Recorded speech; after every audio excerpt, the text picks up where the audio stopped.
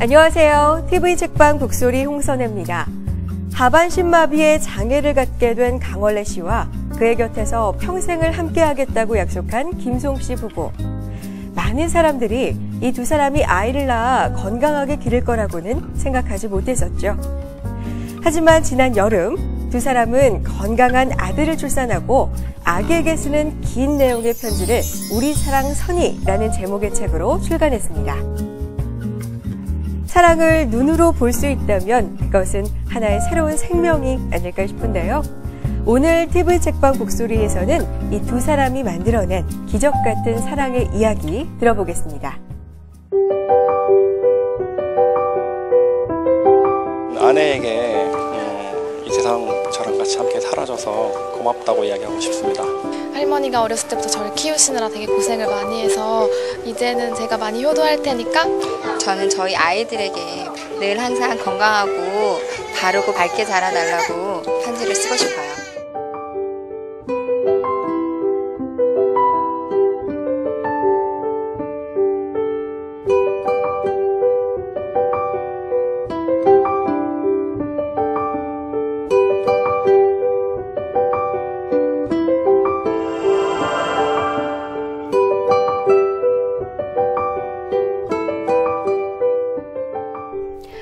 네, 시민들이 사랑하는 사람에게 해주고 싶은 말, 사랑한다, 고맙다, 미안하다. 사실 생각해보면 평상시에도 하기 쉬운 말인데 그게 또 참 그게 어려워요. 네, 그럴 때 편지의 힘을 빌려보는 것도 참 좋을 것 같은데요. 오늘 이 편지에 대한 이야기 자세하게 나눠보겠습니다. 오늘도 제 곁에는 김성신 평론가님 나와주셨고요. 어서 오세요. 네, 안녕하세요. 반갑습니다. 네. 요즘 손편지 참 못 쓰게 되죠. 안 쓰게 돼요. 네, 언제 써보셨어요? 손편지, 뭐, 카드 같은 거는 제외해야 되잖아요. 그렇죠. 20년 전에 저희 집사람한테 연애할 때 손편지 써보고, 그 이후에는 써본 기억이 별로 없는데요. 20년 되셨네요. 네, 그동안에 제가 크게 잘못한 게 없거든요. 네, 그래서 쓸 일이 없었습니다. 아, 그러시군요. 네. 자, 오늘은요, 한 권의 거대한 편지를 만나볼 텐데요. 강원래, 김송 부부가 사랑하는 아들 선이에게 쓴 편지를 책으로 엮었습니다. 우리 사랑 선인데 저자이신 두 분 모실게요. 어서 오세요. 안녕하세요. 반갑습니다. 반갑습니다. 안녕하세요. 제목 그대로 두 분의 아들 선군에게 이 실제로 하고 싶은 말을 편지로 모아서 이제 책을 내셨어요. 네. 육아일기처럼 임신부터 쓰신 건가요? 맨 처음에 이제 아내가 임신 소식을 들었을 때 그때가 우리 결혼 기념일이었거든요. 결혼 10주년 되던. 와. 10주년 결혼 기념일날 아침에 아내가 갑자기 전화를 받더니 어머 진짜예요? 어머 고맙습니다. 막 그랬길래 아 임신이 됐구나 라는 생각과 한편으로는 어떡하지? 왜요? 진짜? 왜냐면 7번의 실패가 있었기 때문에 그리고 또 제 아내가 또 나이가 좀 있고 그러니까 좀 조심해야겠다. 그래서 순간적으로 기쁨과 함께 슬픔과 조심해야겠다는 생각이 들길래 집에만 있자. 움직이지 말자. 그럼 한편으로는 뭘 해야 될까? 아내를 위해서 우리 아이를 위해서 뭘 할 수 있는 게 없을까 해서 편지를 같이 써보자. 그때 이제 얘기를 했거든요. 그래서 저는 예전에 썼던 글들이, 왜 SNS 있잖아요. 그렇죠. 거기 썼던 이야기들이라든가 세상에 하고 싶었던 이야기들을 좀 모아놓은 거를 제 아들에게, 제 아이에게 좀 요런 거 좀 고쳐줬으면 어떻겠니? 그런 것도 담고 그래서 저도 많이 썼죠. 오늘도 이곳이 도서관이잖아요. 그렇죠. 제가 도서관을 와본 네. 적은 몇 번 없어요. 촬영 때문에 왔지 뭐 책을 읽으러 온 적은 거의 없어요. 근데 제가 좀 글을 쓰게 된 그런 계기도 바로 제 아내 때문에 글을 쓰게 됐고 물론 책을 쓴 게 아니라 그때 편지를 썼죠. 손편지. 연애 편지. 91년도에 군대에 있을 때 저희 서로 주고받은 편지가 한 750몇 통돼요. 제가 먼저 이제 좋아하는 마음을 숨긴 채 편지 한 통을 보는데 3통의 답장이 오더라고요. 그렇게 해서 주고받은 게 한 500통 제가 보낸 게 한 500통 정도 되고 제가 한 250통 정도 되는데 그때는요 손편지에다가 그림까지 예쁘게 그려서 항상 그렇게 보내주셨어요. 군인 정신이었습니다. 군대 가니까 사회도 그립고 또 뭐 이런 그런 사랑이 그리워서 아내에게 잘 보이려고 그러니까 한 통을 쓰면 한 10장 정도 치웠던 것 같아요. 네. 10장 치우기도 힘든데 뭐 그렇게 10장이요? 그러니까 한 저도 통의 뭘 편지가- 썼는지 모르겠어요. 네. 10장 정도, 한 통에 10장 정도에서 군사 우편으로 이렇게 보내고, 또 PX 가가지고 사인펜 빨간색, 파란색 사가지고 또 제가 미술 좀 공부를 했거든요. 그래서 그림도 그리고 막 이런 알콩달콩한 이야기들을 많이 담았는데, 지금 읽어보면 가관이 아니죠. 책 나오고 나서 주변의 반응들 어떻습니까? 여기 지금 거의 겹경사죠, 계속. 이렇게 아기 선이 태어나고 그렇죠. 또 책도 나오고 뭐 계속 좋은 일만 있는 것 같습니다. 제 주변의 반응들은요, 너무 솔직하게, 담백하게 잘 써서, 그냥 책 받은 그 자리에서 그냥 다 쉽게 읽을 수 있었다고. 저도 좀 그리고 그랬어요. 그렇게 힘든지 몰랐다고. 정말 그 말씀이 맞는 게 사실 책 포장이 너무 예쁘게 표지가 너무 예뻐서 아 그냥 이분들이 자신들의 예쁜 모습들을 담았나 이런 생각을 했어요. 사진도 너무 예쁘니까. 근데 책을 읽으면서 저는 몇 번 이렇게 그 눈시울도 적셔지고 강원래 씨하고 또 김송 씨 부부에게 이런 일들이 있었구나. 그것이 정말 피부로 와 닿는데 정말 솔직하게 책을 쓰셨구나라는 생각을 했습니다. 제 아내하고 저하고의 그러니까 서로가 막 티격태격 할 줄 알았어요. 이 책을 쓰게 되면 내 위주로 가겠다. 또 송이는 송이 위주로 가겠다. 그래서 요 정리를 해줄 분이 필요했는데, 한참 제 글을 읽어보신 다음에 강원래 씨 글을 제가 만약에 한 글자라도 고치게 되면 성격이 바뀔 것 같아요. 라는 얘기를 하시더라고요. 그래서 왜요? 그러니까 그대로 담는 게 더 나을 것 같습니다. 그래서 책을 읽어보면 조금만 읽어본 분들이 좀 성질 좀 죽이지 그랬냐, 책을 왜 이렇게 과하게 썼냐, 그리고 뭐 어렸을 때 이렇게 말썽 핀 얘기까지 못하러 하느냐. 그런데 저는 제 아이에게 들려주고 싶었어요. 그런 이야기가. 사실 제 아내도 그렇고 저도 그렇고 우리 아버지가 또는 우리 장인어른이 몇 살 때 장모님을 만났는지, 또 우리 엄마를 만났는지, 우리 아버지는 어떤 꿈을 갖고 있었는지, 어떤 말썽을 폈는지 모르잖아요. 그렇죠. 그냥 밥 먹다가 아이고 내가 무슨 대학 다녔지 이 정도만 얘기를 들었지 대학교 때는 뭘 좋아했는지 모른단 말이에요. 그래서 그런 모든 것들을 제 아이에게 좀 들려주고 싶었고, 그냥 우리가 뭐 강씨고 김씨고 그러니까 몇 대 손이다 뭐 그런 것도 중요하겠지만, 막상 우리 아버지가 뭘 했는지 모르니까, 우리 엄마가 뭘 했는지 모르니까, 그래서 그런 이야기들을 아주 자세하게는 아니지만 그래도 좀 많이 들려주고 싶었죠. 이 두 분의 굉장히 그 귀한 귀중품일 수도 있지만 이 책이 이 선이가 자라면 그 이 이상의 큰 선물이 있을까라는 생각이 그럼요. 들어요. 네. 왜냐하면 뭐 보관을 하려고 열심히 해도 사실 보통은 그 사진이 없어지기도 하고, 그래서 사실 뭐 일기를 쓰시는 분들은 또 많지 않으니까. 근데 그 당시에 본인이 태어났을 때의 이야기가 지금 한 권의 책으로 만들어져 있단 말입니다. 저는 굉장히 부러워요. 그 친구가 주변에서 그런 부러워요. 얘기도 많이 해요. 네. 그 생각은 못했다고. 근데 이런 기회가 주어진 게 저로서는 너무 영광이죠.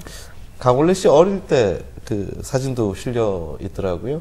네. 그래서 아기 사진, 우리가 이제 사실 전 국민이 지금 관심 있게 선희 얼굴을 다 기억하는 것 같은데, 진짜 아빠 많이 닮았다는 얘기는 누구나 하는 것 같거든요. 그래서 근데 딴 거보다도 저는 이 두 분의 춤솜씨는 정말 이 친구가 닮았으면 좋겠다. 저뿐만 아니라 그렇게 기원하는 사람들이 참 많은데. 저도 그렇게 생각을 하고 있습니다. 아마도 춤 신동이 나올 것 같아요. 그렇게까지 얘기는 안 되고 진짜 안 그럴 것 같아요. 그냥 뭔가 기다려야 신호가 있나요? 그냥 기다려야 될 것 같아요. 저는 아니 애가 동작이 커요. 막 움직이고 그런 걸 봐서는 뭐 잘 될지 안 될지 모르겠지만 그냥 모든 부모님들의 마음일 것 같아요. 예를 들어서 부모님이 내가 카메라를 좋아했는데 아이가 나중에 카메라를 만지고 있을 때 해라 보다는 이 자식 봐라 이런 느낌 있잖아요. 그래서 저도 내심 기다려요. 그냥 막연하게 내가 엄마 아빠 다 춤췄으니까 너도 춤춰야지 돼 이런 것보다는 쓱 보다가 춤 추는 것 같으면 어머 그리고 이 친구가 진짜 이 친구란다 우리 아이가 진짜로 나중에 아빠 나 춤 출래요 그러면 그때부터는 내가 적극적으로 밀어줄 자신이 있는데 그런 이야기 하기까지를 좀 기다려야겠죠. 그냥 하기 싫은 애한테 자꾸 하라고 그런 것보다는 좀 춤 쪽으로 좀 갔으면 좋겠는데 이런 바람은 계속 하고, 그게 아마 이 우주상에 있는 아빠들의 마음이 아닐까라는 생각이 들어요. 근데 부모님들에 따라서는 어떤 분들은 내 직업은 가져가지 않았으면 그렇죠. 좋겠다라고 이런 생각하는 분도 분들도 있어요. 있고. 근데 굉장히 두 분은 굉장히 행복하셨나 봐요. 그러니까 아니, 그야말로 춤꾼으로서 예술가로서 그렇게 살아가시는 인생. 송이하고 저하고도 그 예전에 한 몇 년 전에 꽁다리 유랑단이라는 네. 공연을 하면서 소년원을 많이 가봤단 말이에요. 근데 그 친구들을 보면서 느낀 게 꿈이 없어요. 물론 내가 뭘 하고자 해서 했던데 안 됐기 때문에 이렇게 좀 말썽을 피웠을 수도 있겠지만 그 아무 생각 없이 보내는 청소년들이 많은 것 같더라고요, 요즘은. 근데 아이가 만약에 뭘 하겠다라고 그러면 저는 그 아니다 싶으면 하지 말라고 하지만 좀 이렇게 좀 뭔가 재능이 있고 그러면 적극적으로 권장을 해주고 또 어떻게 좀 했으면 좋겠다라는 그런 거 할 텐데 일단 하겠다는 자체가 굉장히 저는 기특하다고 생각을 해요. 뭘 하나 해보겠다라는 자체가. 요즘 청소년들은 너무 이래도 그만 저래도 그만 그런 친구들이 너무 많기 때문에 또 부모님한테 이끌려 다니고 그런 친구들이 많아가지고 전 책에다가도 그런 얘기를 했지만 1인자가 되기보다는 2인자로서 우리 댄서란 직업이 그렇잖아요. 가수를 위해서 뒤에서 춤추고 그렇죠. 또 그 가수가 잘 되는 거 보면서 기뻐하고 그런 식으로 컸으면 좋겠다라는 이야기를 책에다 담아놨으니까 좀 읽고 빨리 좀 답장 좀 했으면 좋겠어요. 아버지 잘 읽었습니다. 막 이런 식으로. 이게 겨우 4개월 돼가지고 좀 답답해요, 제가. 금방 가지 않을까요? 하루하루가 다르게 커요. 그렇죠. 선이란 이름에 대해서 이제 여쭤보고 싶은데 태명은 선물이었죠? 선물이에서 진짜 이름이 이제 선이가 된 그 선의 이름 뜻이 좀 여러 개가 있다고. 이게 네. 사실은 제가 지었는데 네. 송이가 베풀선자를 쓰자고. 베풀선. 근데 그 태교 여행에 갔었거든요. 임신했을 때 그때 이제 가가지고 거기서 태양이 떠오르는 걸 보고 저희 남편이 썬이 어떨까? 썬 그러더라고요. 태양 선. 그리고 아들 썬도 되고 그래서 착한 선. 생각나는 건 착한 선이는 남자가 너무 착하게 살면 좀 그래. 베풀고 나누면서 사는 게 베풀선이 좋을 것 같아. 그리고 바로 옆에서 그때 여행 가이드를 하던 송이 친구가 의선이에요. 그 친구 선자가 또 베풀선자예요. 베풀선. 오빠 좋아 베풀선. 그래 그러면 선에다가 뭘 넣을까? 선호, 선철, 선 그냥 외자로 하자.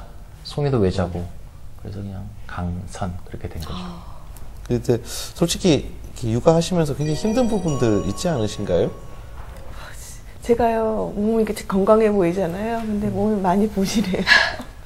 그래서 일단 제 몸이 힘든 것 때문에 아이를 이렇게 육아하는데 많이 이렇게 힘들어요. 그 부분이 제일 힘들고 또 잠 잘 못 자는 거. 그렇죠. 그 부분도 힘들고.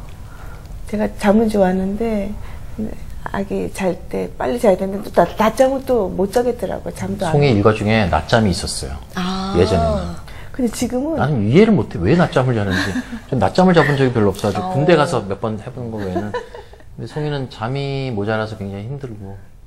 그러면 이제 잠 없는 강원래 씨께서 육아의 상당 부분을 좀 책임져 주셔야겠군요. 앞으로. 그렇지. 그래야 되는데 제가 할 수 있는 거는 그냥 얼굴 쳐다보고 웃고. 근데 얼마 전에 송이 손보면 알겠지만 손을 다쳤거든요. 그래요? 이게 한 11바늘 정도 아유. 꼬맸는데 왜 다치신 거예요? 자전거 타다 넘어졌어요. 어... 평소에는 괜찮은데 이렇게 확 자빠져가지고 막 손 다쳤다 찢어졌다 그래가지고 응급실 가야 된다고 해서 응급실 같이 갔는데 막 소독하고 또 여기 안에 막 너무 많이 다쳐가지고 막 돌도 빼내고 막 그러는데 아프고 막 꼬매고 막 그랬잖아요. 항생제 주사 맞고 막 그러는데 그 과정에서도 송이는 계속 걱정하는 게 이 주사 맞으면 혹시 모유수유 가능하냐고. 그 우리는 솔직히 요거 꼬맬 때 언제쯤 씹 아프냐고, 언제쯤 술 마실 수 있냐고 그렇게 물어보잖아요. 술 마실 수 있냐. 공감하시죠?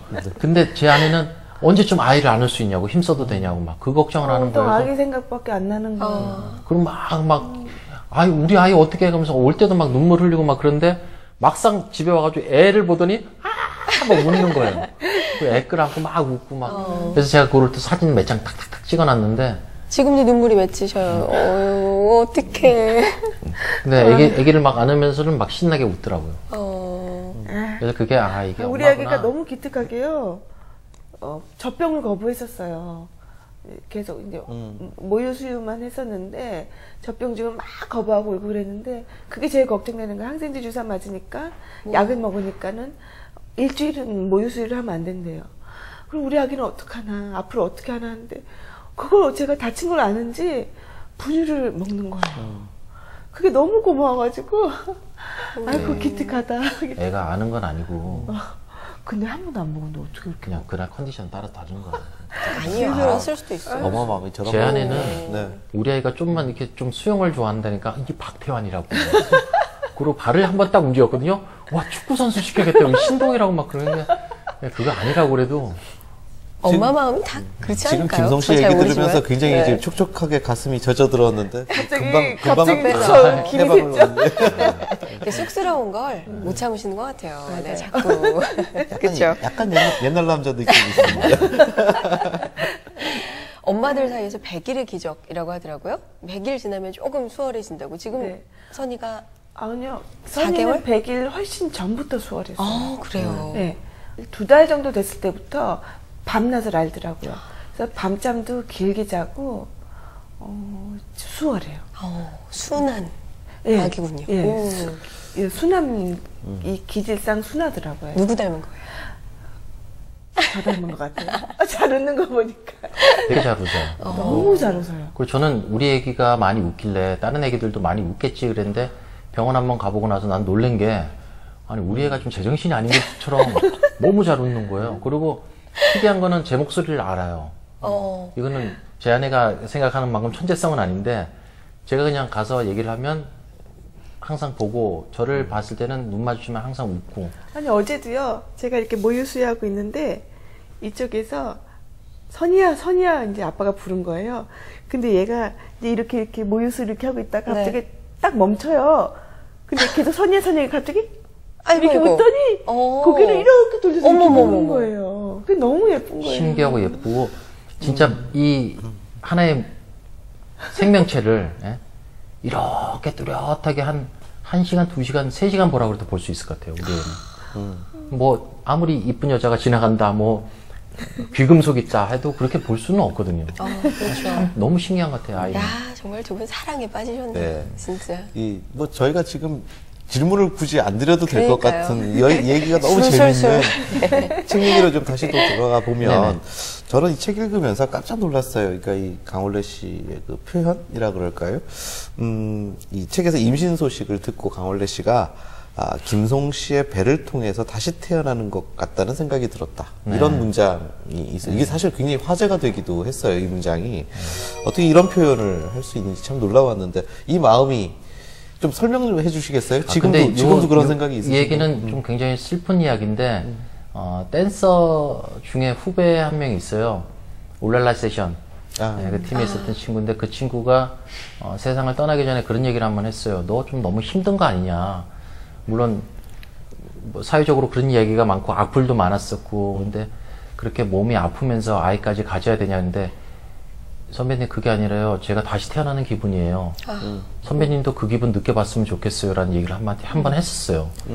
그리고 저는 그냥 그래 그럴 수도 있겠구나. 그러고 나서 그 친구가 또 세상을 떠나고 그 후에 이제 제가 아이를 가졌단 말이에요. 그리고 애가 태어난 이후에는 진짜 그 친구 마음처럼 죽어도 여한이 없다는 생각이 드는 거 있죠. 나도 우리 아버지도 그랬을까라는 생각도 들면서 아이를 딱 보는 순간 야 내가 다시 태어났네 라는 생각이 드는 거예요. 난 진짜 세상을 떠나도 여한이 없겠다는 생각 그때 처음 가졌어요. 지금도 마찬가지고. 그리고 그때 세상을 떠났던 그 친구가 했던 이야기도 그런 뜻이었구나. 이 친구도 진짜 아빠가 되는 느낌이었겠구나 그런 생각이 들더라고요. 엄마 아빠가 되고 나서 가장 달라진 부분을 하나씩 말씀해 주신다면 뭐가 있을까요? 표현이 달라졌다. 달라진 점은 아내가 가끔 그런 얘기를 해요. 아이를 위해서라도 하지 마. 그러면 안 하게 되더라고요. 뭐 혹시라도 뭐 늦게 온다든가 아니면 뭐 좀 큰일을 벌린다든가 아니면 뭐 간혹 친구들하고 술잔을 기울인다든가 그러면 아이를 위해서도 안 했으면 좋겠어. 그러면 내가 바로 기꺼이 관두고 포기하고 그렇게 되죠. 그리고 저희가 이제 나이가 솔직히 늦둥이 볼 나이잖아요. 그러니까 나이 차이가 많이 나니까 예전에는 그런 생각 안 했거든요. 근데 우리 아이가 아기가 태어나면서 엄마 아빠가 건강한 게 우리 아이한테는 그게 가장 행복할 것 같아요. 오래오래 볼 수 있으려면 우리가 건강해야 되겠다. 독자분들도요. 참 두 분께 궁금한 점이 많았습니다. 독자 질문 보고 대화 계속 이어가죠. 선희의 엄마 아빠가 되신 것을 정말 축하드립니다. 혹시 선희의 동생도 가질 계획이 있으신지 궁금합니다. 강원래 씨 예전부터 노래 많이 들었었는데 이번에 아들 낳으신 거 너무 축하드리고 만약에 나중에 커서 아들이 큰다면 뭐 야구장이나 목욕탕 같은 걸 함께 할 수 있을 텐데 어떤 걸 제일 같이 하고 싶으신지 궁금합니다. 저는 김송 씨께 궁금한 게 있는데요. 언제 강원래 씨가 가장 밉고 뭐 가장 고맙고 좋았는지 여쭤보고 싶네요. 네, 독자 질문 들어봤습니다. 첫 번째 질문은요. 우선 축하 인사 먼저 남겨주셨고요. 단도직입적이어서 둘째 계획이 있으신지 이렇게 물어봐 주셨는데 선이 낳기까지도 좀 힘든 과정이셨기 때문에 결심이 쉽지는 않으실 것 같아요. 어떠세요, 두 분? 저는 처음에 이제 선이를 낳고 나서 저는 원래 저의 바람은 저희 남편 닮은 예쁜 딸을 낳고 싶었거든요. 태몽도 닮은 예쁜 딸은 또 뭐야? 예쁠 수 있어요. 제가 좋아하는 스타일이니까요. 예쁜 딸을 낳았으면 좋겠다고. 태몽도 토끼였기 때문에, 흰 토끼였기 때문에 딸인 줄 알았어요. 근데 이제 이렇게 예쁜 아들이 태어났고, 딱 태어나고 보니까 이 사랑을 반으로 나누기가 싫은 거예요. 너무 예쁜 거예요. 근데 이제 우리 선이가 이렇게 조금씩 자라가면서 너무 이렇게 사랑스러우니까요. 둘째도 낳고 싶은 그런 욕심이 생기는 거예요. 근데 그러기에는 제가 나이 제한이 있어요. 그리고 제가 지금 건강이 많이 안 좋거든요. 그래서 여러 가지 이렇게 좀 제약이 따르는데. 근데 그런 얘기 있더라고요. 그 아내하고 가끔 이제 병원에 갈 때마다 그 병원 관계자분들이 저한테 쓰고 와요. 그리고 툭툭 쳐요. 왜 그러세요? 그러면 첫째만 어렵지 둘째부터는 그냥이야 그냥 빨리 하세요. 그러니까 시험관하기를 시도했을 때 첫째만 힘들었던 분들이 둘째는 거의 다 한 80% 한 번에 성공을 했다라는 거죠. 그런 게 있군요. 그러니까 와가지고 그냥 툭툭 치고 거기 커피집에서 일하시는 분 간호사들 이게 주차 요원들 전부 다 와가지고 둘째 빨리 해. 그런 거 의사가 그러시는 게 아니라 주차 요원이나 네, 그분들이 다 그런 얘기를 들었으니까. 그리고 그래서 딱 얘기하는 거 보니까 진짜 둘째는 쉬운가 보다. 하지만 또 아내가 또 힘들어한다면 어쩔 수 없는 거지만 저는 둘째건 셋째건 괜찮습니다.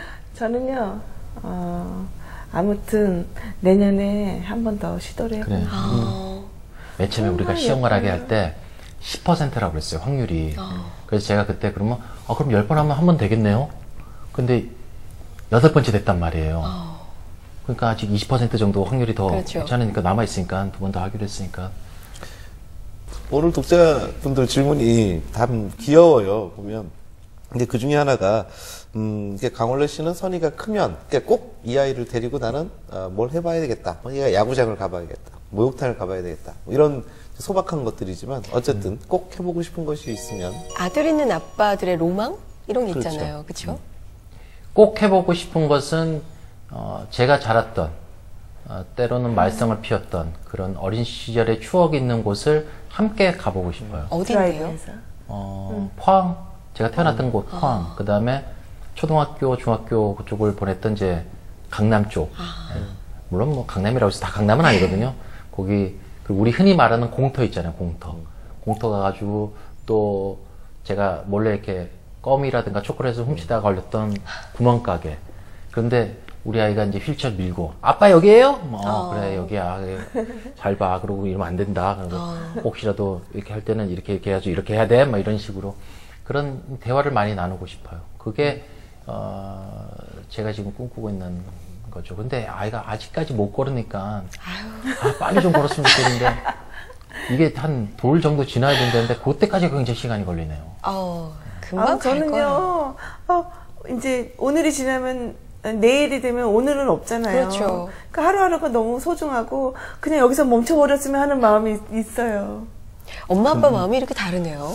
근데 참 다른데도 다 이해가 가. 맞아요. 맞아요. 희한하게. 무슨 마음인지. 빨리 컸으면 좋겠다와 멈췄으면 좋겠다와. 그러게요. 아까워서 사진 막 찍으시겠어요. 그럼요. 하루에도 이제. 사진기를 지금 바꿔야 돼요. 동영상 촬영이 안 됩니다. 그럼 용량이 꽉 차가지고 제가 또 그거 지워주고 그것도 컴퓨터에다 정리를 해주고 그쵸. 또 동영상으로 편집해서 보내주고 그럼 그것도 하루 종일 봐요. 그래서 뭐 이렇게 보고 있나 하면 맨날 그거 보고 있고. 선이 사진과 빨리 영상. 자야 되는데 그거 보느라고 또 막. 보다가 웃기도 하고 또 울기도 하고 혼자 생쇼라도 혼자 대화를 하니까 진짜 얘기하고 5명 역할을 해요. 인형마다 이름을 지어놓고 자기가 인형 성대묘사도 하고 그리고 애기하고 대화하고 형이라고 자기가 계급을 다 정해놨어. 얘는 오빠, 얘는 형, 얘는 뭐 아저씨. 네 여자친구, 여자친구. 인형이 여자친구. 이제 옆에서 머리에 보시면? 그림이 그려집니다. 그러게요. 근데 제 아는 동생들이 저희 집에 후배들이 놀러 왔는데 아이를 안고 놀랐지. 그 이제 걔네들은 저보다 선배죠. 그러니까 나이는 저랑 뭐 띠동갑 정도 차이 나는데 육아 선배. 육아 선배죠. 근데 왔는데 제가 아이를 대하는 모습을 보고 반성을 하게 된대요. 자기는 저렇게 안 했대요.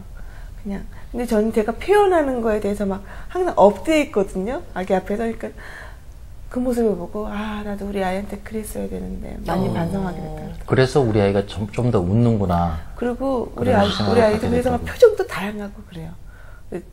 그러려면 저희 표현력을 얼마나 이렇게 그러게요. 과하겠어요. 근데 그게 너무 좋아요. 그러니까 이 두 분이 네. 그 무대 예술을 하신 분들이잖아요. 그래서 이게 뭔가 적극적으로 어떤 감정이 있었을 때 그것을 표현해내는 데 있어서 굉장히 그 유능하신 분들이다. 탁월하죠. 예, 탁월하신 분들이다라는 생각이 드는데 그런 부분들은 저는 좀 이번에 나온 책 이거 열심히 보시면서 좀 본받으셔도 좋을 것 같아요. 그러니까 어떤 점들을 어떻게 표현하면 되는지를 많이 배울 수 있을 것 같거든요. 제일 중요한 게 부모님이에요. 너 그림 그리는 건 미술학원 가서 배워. 또 웃는 것은 어디 가서 웃음 치료한테 받아. 뭐 이게 아니라 부모님이 먼저 해주면 그걸 갖다가 어렸을 때 어느 정도 습득이 되는 건데 제 아내가 지금 진짜로 제정신이 아닐 정도로 너무 웃고 막 너무 과하게 하니까 아이가 잘 웃고 그래서 이래서 그런 예술적인 기질을 좀 배울 수도 있겠구나라는 생각이 들더라고요. 그렇죠. 장난 아니에요, 진짜. 너무 잘해요. 잘하는 게요. 뭘 배워서 하는 게 아니라 그냥 표현하는 거예요. 표현. 그게 어렵고 그게 선이야 잘하시는 이게 거예요. 아니라 선이야 이름을 불러도 선이야 뭐 이런 거 있잖아. 자다가 깜짝깜짝 놀래 제가. 와! 그러면 왜 그러고 막 어머 애가 웃었어 막 그러고. 난리가 나죠. 그 엄마의 표현법 뭐 이런 개념으로 책을 또 새로 쓰셔도 좋을 것 같아요. 괜찮겠네요. 아우 저는 너무 안 되죠. 부족한 게 얼마나 많은데 그러면 안 돼요. 보통 사람들이 다 그 표현을 사실 안 해보기 때문에 어떻게 표현해야 할지를 모르거든요. 그래서 특히 또 많은 아버지들이 후회를 하는 것이 나중에 꼭 손잡으면서 그 얘기 하잖아요. 그러니까 내 아들은 그렇게 내가 맞아요. 예뻐할 줄 몰랐다. 잘 새겨들어요. 그렇죠. 그 이야기 때문에 제가 지금 공부하고 있어요. 뮤지컬 봤는데 빨래라는 뮤지컬에서도 나온 대사도 당신의 아픈 마음 우리가 말려드릴게요. 그런 대사에 놀래가지고 제가 꽁다리 유랑단이라는 걸 또 만들어가지고 같이 공연을 하게 됐고 또 아이에게 사랑을 해야겠다라는 생각에 그 형제는 용감했다 뮤지컬 마지막 대사쯤에 그런 대사 나요. 그 아버지가 죽으면서 아이들한테 저승으로 가면서 얘기를 하죠. 내 생전 정말 후회되는 것은 너희들한테 사랑한다는 얘기 한마디 못했다는 거다. 그 말을 딱 듣고 우리 아버지도 그랬구나. 그러니까 나는 우리 아들한테 그러지 말아야지 그런 생각이 들더라고요. 그래서 요즘도 제가 아이 보면 선이야 이게 전부 다예요. 요 정도만. 좀 더. 이제 더 좀 해서 더 이제 원하시는 그 앞에서 건 막 이런 거 좀 하라고 이런 거 좀 하는데 못하고 그건 아유. 너가 해. 해요. 표현은 너가 하고 나는 선이야.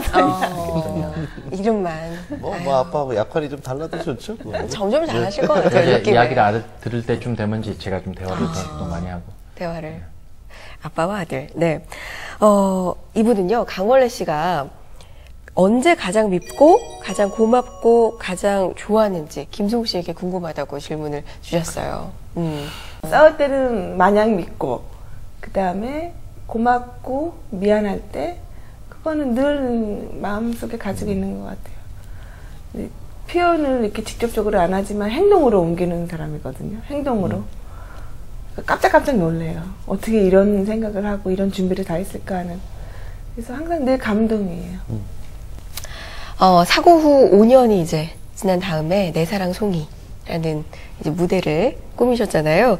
그게 좀 기억에 많이 남고 감동이었는데, 사고 무대에 서기까지 5년이 참 많이 힘드셨죠. 뭐 이걸 어떻게 지금 짧은 말로 다 할 수 있겠어요? 그 얘기 하려면 한 3박 4일은 걸릴 거예요. 그렇죠. 굉장히 힘들었었고, 지금 와서 생각해보면 내가 가졌던 편견 때문인 것 같아요. 장애는 불쌍하다, 능력 없다, 그냥 무조건 도와줘야 된다. 그냥 막 진짜 속된 말로 어렸을 때, 야, 저 병신, 손가락질 했던 그 마음 때문에 사람들이 날 그렇게 보겠지라는 생각에 제가 더 움츠려들었고, 대신 제 아내와 또 준엽이 주변에 있는 많은 사람들이 힘내라고 했는데 그 어떤 그 응원도 귀에 들어오지도 않았어요. 야, 무슨 뭐 힘내서 어쩌라고. 휠체어 타고 뭐. 이런 식이었거든요. 그때가 좀 제 인생에서 누구나 다 한 번 좀 그런 과정이 있겠지만 살면서 제일 힘들었던 때가 그때였던 것 같아요. 그래서 좀 질문을 바꿔보면 이제 그 힘든 과정들을 지나면서 이제 무엇이 말하자면 그러니까 그 두 분을 일으켜 세워준 어떤 결정적인 어떤 계기가 있었다면 원동력. 어떤 뭐 원동력, 뭐 내면적인 어떤 생각의 변화 이런 것들이 있었다면 그냥 항상 있었던 거죠. 그건 항상 있었던 것이고 항상 주변에 있었는데 내가 못 본 거죠. 그는 뭐 휠체어 보면요 뒤에 손잡이가 있어요. 근데 뒤에 손잡이를 제 아내가 잡고 계속 밀고 땡기고 옆으로 가고 그랬는데 앞에만 있으니까 안 보이는 거예요 저는. 내가 고개를 돌려도 휠체어는 돌아가니까. 그런 존재가 있다는 걸 제가 전혀 몰랐죠. 근데 한 명, 두 명 장애인들을 만나고 나서 항상 그 뒤에 함께하는 사람들, 도와주는 사람들 이렇게 보게 되더라고요. 나는 못 봤는데 그 뒤를 보게 되면서 아, 내가 좀만 더 뒤를 돌아보거나 좀만 더 천천히 가면 나를 지켜주는 사람이 있는데 라는 생각이 들더라고요. 그래서 가끔 힘들 때도 있었지만 내가 힘들고 넘어져 있으면 일으켜주는 사람이 제 아내였고 또 주변의 친구들이었고 그런 친구들 덕분에 다시 무대에 설 수 있었던 거죠. 특히 뭐 준엽이는 같이 휠체어를 타줬으니까. 그런 과정을 겪어오시면서 많은 분들에게 소위 꿈과 희망이 되셨어요, 두 분이. 근데 그럴 의도는 아니었다니까요. 그러니까요. 제 아내도 그런 거 되게 힘들어요. 사실 이 지점, 이게 포인트인데 두 분에게 좀 부담이 될 수도 있을 것 같다는 생각이 들거든요. 이런 송이 시선들이. 임신하고 나서 마트에 갔단 말이에요. 네. 할머니들한테 혼났어요. 왜요? 왜 돌아다녀? 어디 임신했는데? 가만히 있으라고. 높으심이 하시는 말씀드린 거예요. 막 빨리 집에 가서 누워있어. 제가 교통사고 났을 때 또 아내가 마트 갔을 때 또 들은 얘기예요. 남편이 누워있는데 어디서 마트를 돌아다녀? 집에 가 빨리. 이런 얘기. 이런 것들이 굉장히 좀 물론 관심이죠. 관심인데. 네, 관심인데. 근데 그 관심이 약간 좀 오버가 됐을 때는 우리도 상처를 받기도 하고 또는 그런 관심 덕분에 또 우리가 더 이렇게 우리 자리를 지켰던 것 같아요. 이제 좀 마무리해야 될 시간인 것 같은데요. 워낙 뭐 다방면에서 활발한 활동을 하는 그런 이제 종합 예술인이시다 보니 계획을 뭐 대충 물으면 너무 많은 계획을 이야기해야 되잖아요. 근데 이제 오늘 이제 책을 가지고 나오셨고 그래서 저술가로서의 앞으로의 계획 어떤지 좀 여쭤보고 싶어요. 우리 아이가 우리에게 쓰는 편지. 네, 아버지 이러지 좀 마세요. 엄마 이거 좀 해주세요. 엄마가 해준 음식 어떤 게 맛있어요. 그런 것도 괜찮을 것 같고 저는 책에 관련해서 제일 하고 싶은 거는 춤에 대한 이야기를 한번 좀 이야기를 하고 싶어요. 저는 길거리 댄서거든요. 그래서 길거리 댄서가 왜 만들어졌는지 그리고 이 세상의 최초의 언어는 춤이다 라는 그런 생각을 갖고 있는 사람 중에 한 명이기 때문에 뭐 트위스트긴도 좋고 예전에 그 공옥진 여사 그런 춤도 좋고 그래서 그냥 교과서적인 춤이 아닌 그런 또 특히 대한민국 사람들은 탈춤을 좋아해요. 얼굴을 가려주면 춤 잘 춰요. 이런 게 왜 그렇게 만들어졌는지 그런 책을 한번 꼭 써보고 싶어요. 재밌을 것 같아요. 아주 분명하고 정말 훌륭한 계획 갖고 있는데. 선희에게 언젠가는 이 편지에 대한 답장을 꼭 받아보고 싶다. 책 표지에 써놨어요. 네, 그렇죠. 네. 봤어요. 사인으로 이렇게. 빨리 좀 답장했으면 좋겠어요. 그러니까요. 남긴 거 봤는데 선희가 빨리 예쁘게 잘 자라서 건강하게 잘 자라서 답장할 수 있기를 또 언젠가는 강원래 씨 춤에 대한 책도 한번 볼 수 있기를 기대해 보겠습니다. 네, 두 분 오늘 고맙습니다. 네, 고맙습니다. 감사합니다.